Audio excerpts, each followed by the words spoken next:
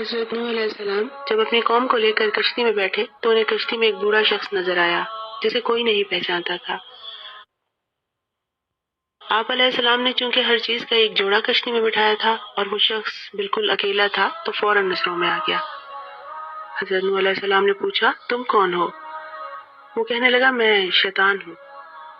آپ علیہ السلام نے فرمایا، تو اتنا ہوشیار ہو گیا کہ میری کشتی میں آ گیا؟ کہنے لگا، مجھ سے غلطی ہو گئی، مجھے معاف فرما دیں اور مجھے جانے دیں۔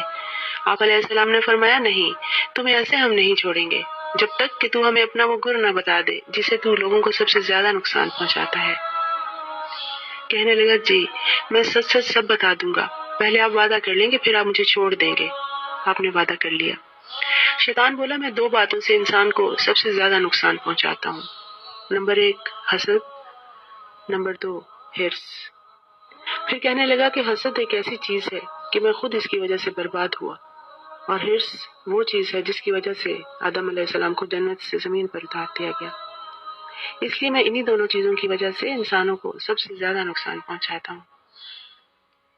اللہ پاک ہم سب کو ان دونوں بیماریوں سے اور شیطان کے ہر قسم کے شر سے محفوظ رکھے، آمین۔